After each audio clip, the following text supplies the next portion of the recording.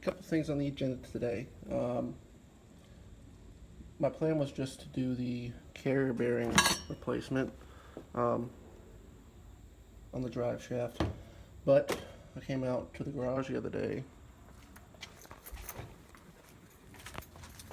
and found, well, I've got sawdust and towels down, but it's a huge puddle of transmission fluid.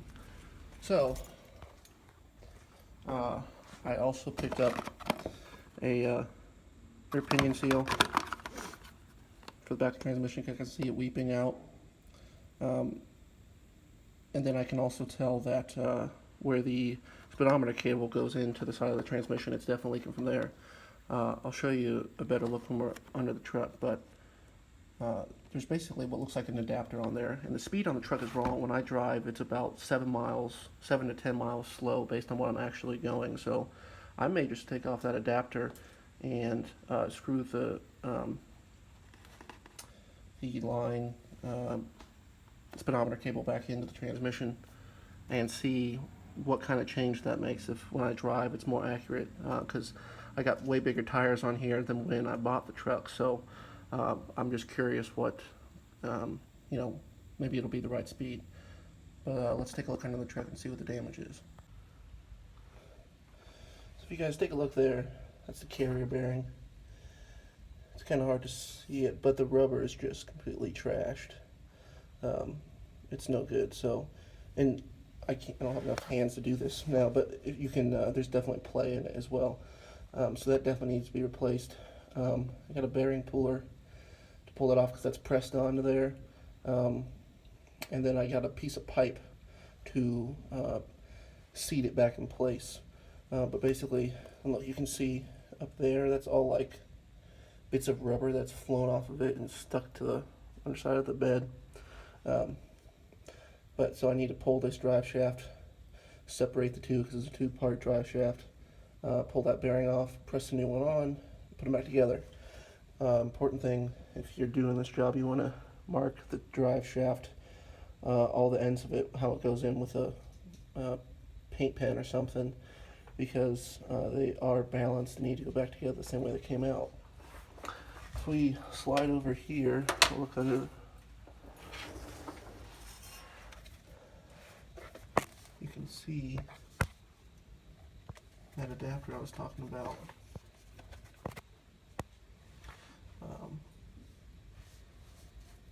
See, it's like this box.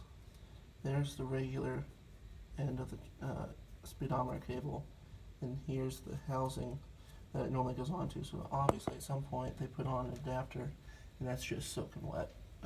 As well, you can see how wet that is. So that seal is definitely weeping, and it's coming back here and dripping down, and basically I came out here and a big puddle of transmission fluid all the way to the front of the truck. So, but that's a pretty common problem. The only thing is, it may be leaking just from that adapter, but it also may be leaking from, it's called like a bullet. I was at the parts store, they did not have parts for it, I had to order it. But I'm just going to try taking off that adapter first, see if that makes a difference. And really, I just wanted to get this carrier bearing done because that's been on my list of things to do for a long time. But I'll have to do that. The gaskets with seals on that transmission speedometer bullet. So let's see how hard this job is. Alright, I marked the drive shaft here. The arrow's pointing the right way to line it all up. That goes all the way up to here, which you can't see that. There we go. Line it all the way up to the back of the transmission. So when I put everything back together, it will all go the same way it came out. Well, exactly what I didn't want to happen happened. I was pulling the drive shaft, which was a real bear to get off, basically rusted on there, and it got stuck, pulled this cup off the end of the U-joint, and then dropped all the needle bearings onto the ground. And rather than, I was going to try and put it back together, but I'm pretty sure I'm missing ones. But this U-joint, not that it had a bunch of play in it or anything, but it's pretty rusty and not looking so hot. So I guess while I'm doing this and taking everything apart, I may as well replace the U-joint. So one thing I didn't plan on doing, I figured I'd be taking multiple trips to the parts store because that's always how it goes, but yeah, I taped up the other one, so that didn't fall off, but unfortunately couldn't save this one. Alright, here's the drive shaft out of it. See the marks, that's the bottom. There's a carry bearing, which is just trash. You can see it's like not even holding together. And basically, there's this collar here you've got to remove, so I've got my pipe wrench. I'll get that separated and then I can pull that carry bearing off. I got the drive shaft apart. You can see that just fell off. That is dry as can be. That is no longer rubber. So I got to pull that bearing off so I can press the new one on. Like I said, I went to the store, picked up a new U-joint for the back there so I can place that in. So I'll first do this bearing, then I'll do the U-joint. Probably should have picked up one for here, but there's no play in it, so you know, if it's not broken, don't fix it, right? I tried not to, you know, you kind of open the floodgates when you do that, but I'm just trying to do one thing at a time as it needs it. So we'll get this put back together and then go on from there. Alright, got the old U-joint out, and it was a real pain. It was really stuck in there. It's definitely never been out. But yeah, it took some doing to get it out because it did not want to go. But got everything cleaned up in there, cleaned out the grooves for the C-clips so those seat properly. Aside from it being real difficult to get out, it looks like it's in fine condition. Like I said, that one should probably do. I'm not gonna because it doesn't need it. Although if I have to do this again, I'll just pull the drive shaft again. But I'm not doing that right now because, like I said, I mean, there's no wear at all. It's totally feels really good, so I don't want to replace it if I don't need to. So I'll get this put back together. The bearing puller I got again is too short to pull the carrier bearing off, so I'm gonna have to go somewhere else and find a different kind of puller because that's just not gonna work. So I'll see what I can find. Alright, so another day. I got the drive shaft ready to go. I could not find a bearing puller anywhere to pull off the old carrier bearing. I called all kinds of shops, places. The only thing I found was a place that does, it's called Columbus Joint and Clutch. So shout out to those guys. They did an awesome job. I dropped this off. They put on this new carrier bearing, painted the thing, put in all new U-joints. Looks awesome. So I'm gonna get it together, put it back in the truck. Alright, drive shaft put back together. I indexed it, rebalanced it, used real nice Spicer gears. I'm sorry, U-joints. So before we put this in though, got to change the transmission seal, so let's go do that.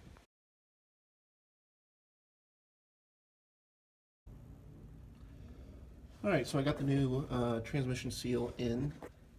I definitely wanted to replace it. It didn't actually look that old. It kind of looked like it had been replaced at some point, but with the carrier bearing being bad and the excess vibration, I mean, it was definitely leaking, even if it's just a little bit, so it's always a great idea to replace those seals.